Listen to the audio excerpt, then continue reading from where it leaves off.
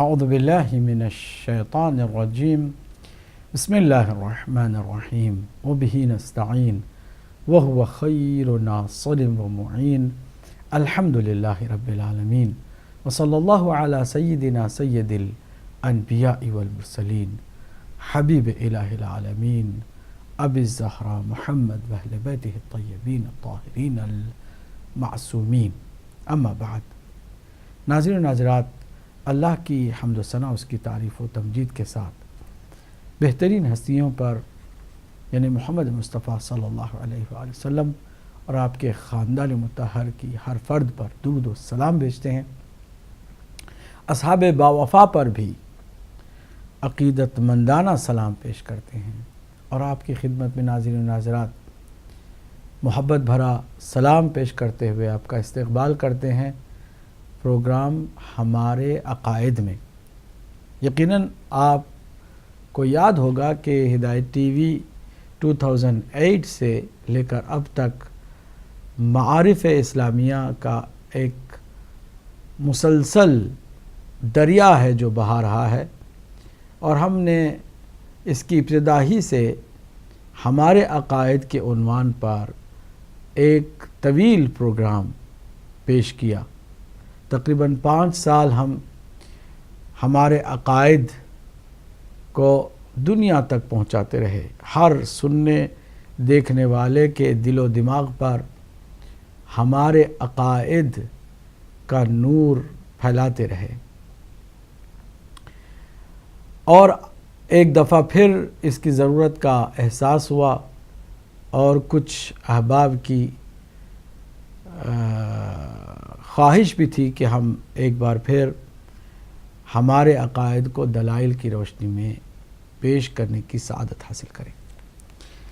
اس سلسلے کا یہ پہلا نیا پروگرام ہے. ہمارے عقائد کیا ہیں، ہم کیا مانتے ہیں اور کیوں مانتے ہیں، اس سلسلے کو ہم آج سے بڑھانا چاہیں گے. ناظرین ناظرات، اللہ سبحانہ تعالی خالق ہے، مالک ہے، اور ہم اس کے بندے ہیں. بندے اس کے ہونے کے ناطے ہمارا فرض ہے کہ ہم اسی کے قانون کو مانیں بھی اور اس کے قانون پر عمل بھی کریں. دوسرے لفظوں میں، اس نے ہمیں بیکار خلق نہیں کیا، ہمیں چھوٹے چھوٹے مقاصد کے لیے بھی خلق نہیں فرمایا، بلکہ اس نے ہمیں ایک عظیم مقصد کے تحت خلق فرمایا کہ ہم اپنی مرضی سے اس کی اطاعت کر کے اس کی خوشنودی حاصل کریں اور اپنے اس مقصد میں کامیاب ہو کر جنت کے حقدار بن جائیں. اللہ سبحانہ تعالیٰ نے اپنی پسند ناپسند کو ایک دستور العمل اور ایک آئین کی شکل میں اپنے انبیاء کے ذریعے سے ہم تک پہنچایا. اس آئین کو، اس دستور العمل کو، اس کانسٹیٹیوشن کو دین کہا جاتا ہے. دین حقیقت میں 2 حصوں پر مشتمل ہے. ایک حصہ عقائد سے متعلق ہے اور دوسرا حصہ عمل سے تعلق رکھتا ہے. دین میں یا تو آپ کو کسی حقیقت کا اقرار کر کے ماننا ہے، یا پھر اس عقیدے اور اس ماننے کی حقیقی تصویر عمل سے ظاہر کرنی ہے. انسان بھی اگر دیندار نہ بھی ہو تو ہمیشہ انہی 2 اہم ارکان کے درمیان رہتا ہے. سوچتا ہے، مانتا ہے، پھر عمل کرتا ہے۔ گھر سے کوئی نکلتا ہے تو بغیر پلاننگ کے نہیں نکلتا، بغیر کسی مقصد کے نہیں نکلتا۔ پہلے ذہن میں ایک خاکہ تیار کرتا ہے کہ مجھے کہاں جانا ہے اور کس لیے جانا ہے اور کیا کرنا ہے، پھر وہ نکلتا ہے۔ تو انسان کی زندگی کے اندر بھی چاہے وہ دیندار ہوں یا غیر دیندار، ہمیشہ انہی دو اہم ارکان کے درمیان زندگی کٹتی ہے۔ انسان کیا مانتا ہے اور کیا کرتا ہے، انہی دو باتوں پر اس کی پوری زندگی گزر جاتی ہے۔ اب اللہ سبحانہ وتعالی ہمارا خالق ہے، اس نے ہمیں بیکار خلق نہیں فرمایا، اور اس نے ہمارے تمام تر لمحات کو انہی دو حصوں سے جوڑ دیا، جن دو حصوں کو ملا کر کے دین کا نام دیا جاتا ہے۔ دین کیا ہے؟ آئیے اس کی اصطلاحی معنی کو سمجھنے سے پہلے اس کے لغوی معنی پر توجہ دیں۔ آج کی یہ ہماری تمہیدی گفتگو دین فہمی کے لیے ہے کہ دین کو ہم مجموعی اور کلی طور پر سمجھیں، پھر ہم عقائد کی طرف متوجہ ہوں۔ لغت میں دین اطاعت کو اور جزا کو کہا جاتا ہے۔ چنانچہ جب ہم اللہ سبحانہ وتعالی کو مالک کہہ کے سورۃ الفاتحہ میں آواز دیتے ہیں تو کہتے ہیں مالک یوم الدین، وہ یوم الدین کا مالک ہے۔ یوم کہتے ہیں دن کو، دین کہتے ہیں جزا کو۔ جزا کے دن کا مالک یعنی قیامت کا دن جزا کا دن ہے، ریوارڈ کا دن ہے، اور اس دن کا مالک اللہ سبحانہ وتعالیٰ کی ذات ہے۔ ناظرین ناظرات، تو اس کے دو معنی لغت میں سامنے آئے۔ دین اطاعت کو کہتے ہیں اور دین جزا کو کہتے ہیں۔ اب جب ہم اصطلاحی معنی کی طرف جائیں تو اس کی تعریف یوں کی گئی ہے کہ دین وہ اللہ کا بنایا ہوا نظام ہے کہ جس کے تحت ہمیں اس کو بھی ماننا ہے اور اس کی جانب سے نازل شدہ اور بتائی ہوئی ہستیوں اور چیزوں کو بھی ماننا ہے، اور ماننے کے ساتھ ساتھ اس کے قانون عملی پر عمل بھی کرنا ہے۔ اس کو کہتے ہیں دین۔ اور جو مانتا ہے اور پھر عمل کرتا ہے وہ کہلاتا ہے دیندار، اور جو نہیں مانتا ہے اس کو کہا جاتا ہے بے دین، یا پھر مان کر کے عمل کی طرف متوجہ نہیں ہوتا اسے کہتے ہیں بے عمل۔ تو ذرا آپ واضح لفظوں کی کسی حد تک معلومات کے فراہم کر لینے کے بعد متوجہ ہوں کہ دین حقیقت میں دو حصوں پر مشتمل ہے۔ ایک اس کا حصہ عقائد پر ہے، دوسرا اس کا حصہ اعمال پر ہے۔ اگر اور اس کو ہم آسان کرنا چاہیں تو دین جو اللہ سبحانہ تعالی کا بنایا ہوا ہے وہ ایک درخت کے مانند ہے جس کی جڑیں ہیں اور جس کی شاخیں ہیں۔ دین کی جڑیں جو ہیں ان جڑوں کو کہا جاتا ہے اصول دین، جن جڑوں کے بارے میں ہمیں کچھ کرنا نہیں ہے بلکہ صرف ماننا ہے، اور پھر اس درخت کو جس کا نام دین ہے شاخوں کی بھی ہم طرف متوجہ ہوں، اور وہ شاخیں ہیں جن کو عربی میں فروع کہا جاتا ہے۔ دین کی شاخیں فروع دین کہلاتی ہیں۔ فروع دین میں آپ کو صرف ماننا نہیں ہے بلکہ آپ کو عمل کرنا ہے۔ آپ کو اسے اپنی عملی زندگی میں شامل کرنا ہے۔ مثلا عقیدہ وہ جو اصول دین سے متعلق ہے وہ جڑوں کی طرح ہے، اور وہ عمل کے جو فروع دین سے متعلق ہے وہ ہماری اور آپ کی زندگی کا عمل ہے۔ کوئی بھی عمل بغیر عقیدے کے ممکن نہیں ہے۔ ہر عمل کے پیچھے عقیدہ ہوتا ہے، لیکن عمل کو عقیدہ کہنا مغالطہ ہے، اور عقیدے کو عمل کہہ دینا یہ بھی مغالطہ ہے۔ بہت سارے لوگ اس طرح کے مغالطے اپنے روزمرہ کی زندگی میں کرتے ہیں۔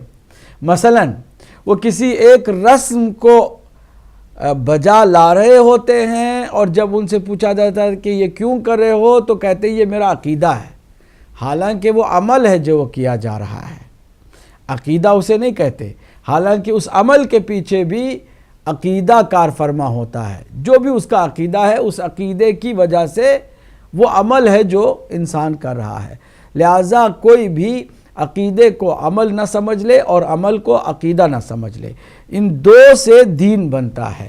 عقیدے کیا ہیں، عمل کیا ہے، ہم یقیناً اس پورے سفر میں پروگرام کے جس کا عنوان ہمارے عقائد ہیں، ہم انشاءاللہ ایک ایک کر کے بیان کریں گے۔ لیکن آج دین کو سمجھنے کے لیے کہ یہ دین ہے جس کی جڑیں ہیں اور جس کی شاخیں ہیں، مثال واضح ہے کہ توحید دین کی ایک بنیادی اور اساسی جڑ ہے۔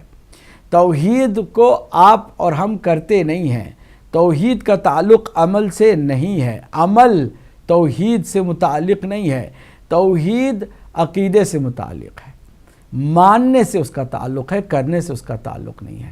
جبکہ اس عقیدے کے انسان کو اپنانے کے بعد خود بخود انسان عمل کی طرف متوجہ ہوتا ہے اور اللہ کی عبادت کرتا ہے نماز کی شکل میں۔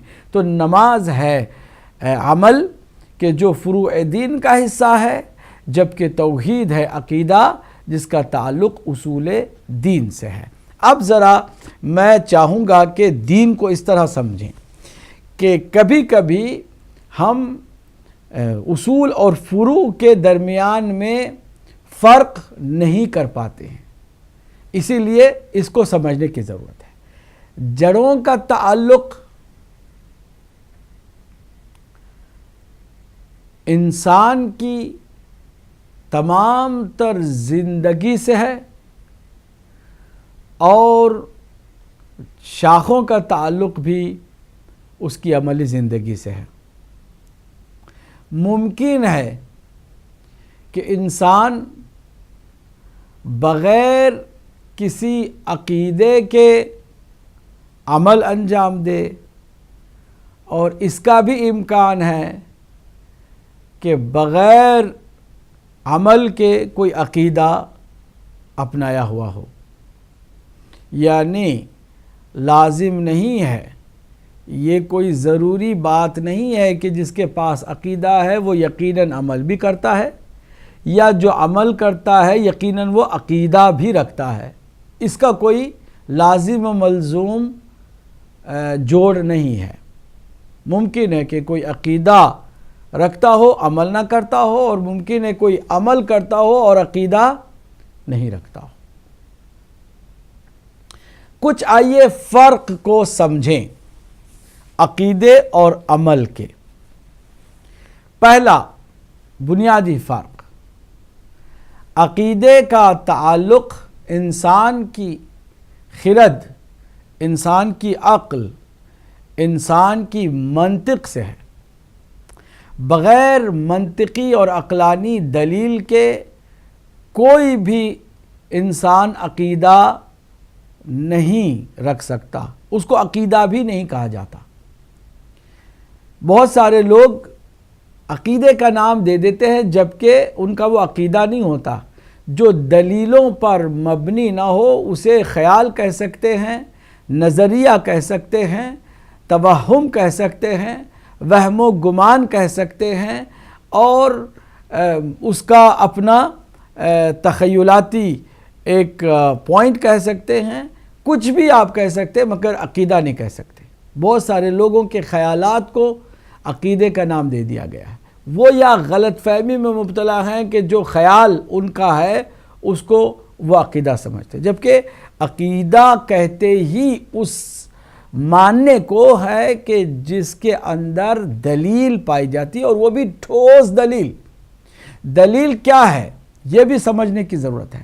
دلیل ایک ایسی چیز ہے کہ جب بھی آپ دنیا کے کسی بھی انسان کے سامنے پیش کریں تو آپ کے طرف مقابل انسان اسے ماننے پر مجبور ہو جائے، اسے کہتے ہیں دلیل۔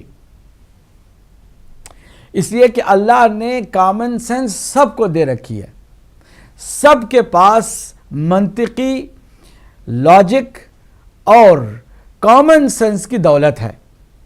اس دولت کے ہوتے ہوئے جب بھی آپ کوئی دلیل کسی اپنے ماننے پر، اپنے کسی عقیدے پر پیش کرتے ہوں تو تعصب سے خالی جو بھی ہوگا اسے ماننے پر مجبور ہو جائے گا۔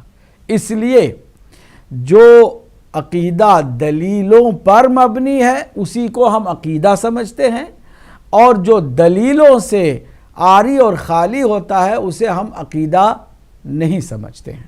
وہ خیال ہو سکتا ہے، اس کا اپنا توہم ہو سکتا ہے، اس کا اپنا تصور ہو سکتا ہے، لیکن عقیدہ نہیں ہو سکتا۔ اب ذرا توجہ فرمائیے گا،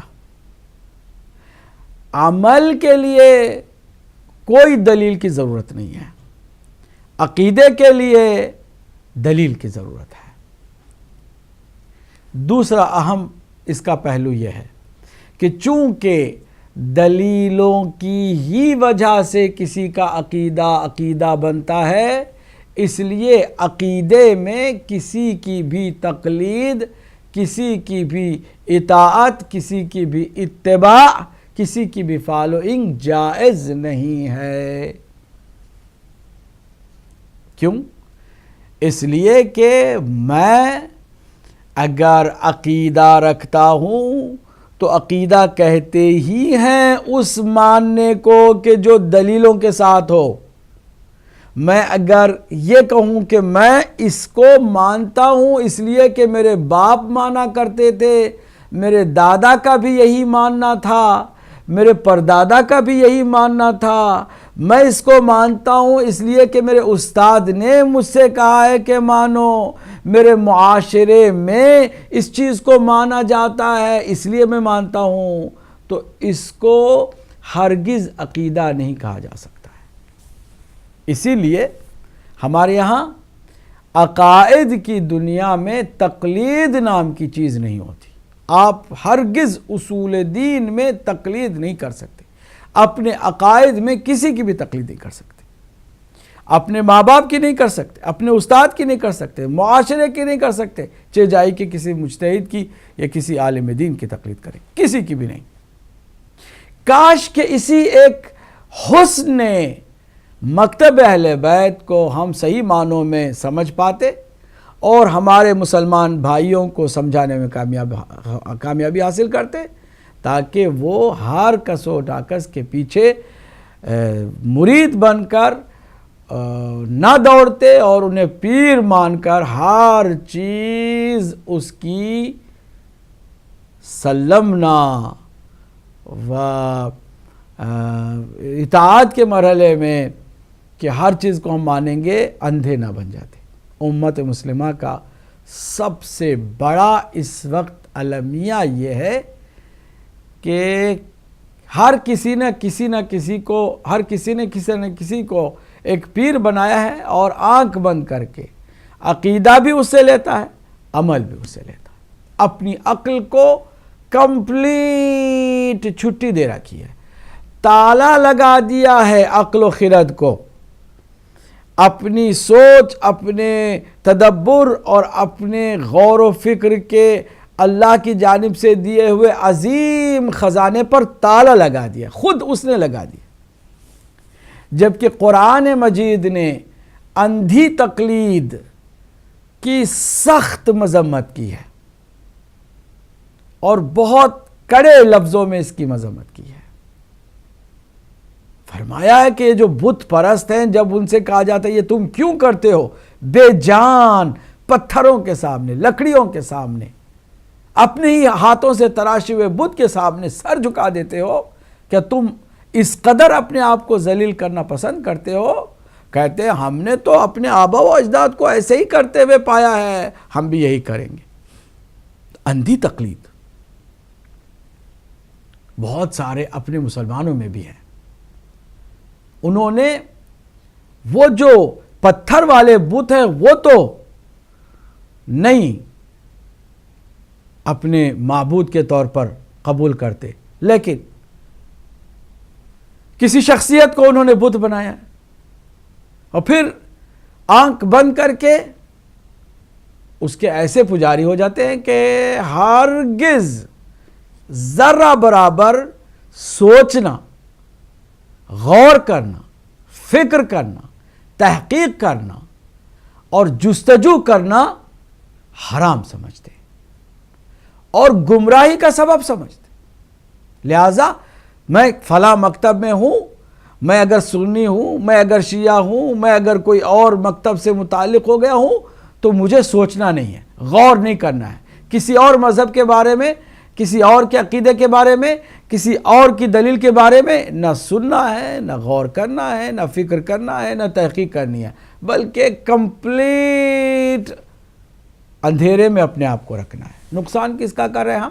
اپنا خود کر رہے ہیں۔ قرآن مجید نے سب سے زیادہ زور دیا تحقیق کرو، سب سے زیادہ زور دیا کہ تدبر کرو۔ افلا یتدبرون القرآن، کیا وہ تدبر نہیں کرتے، یا پھر ان کے دلوں پر تالے پڑ گئے ہیں؟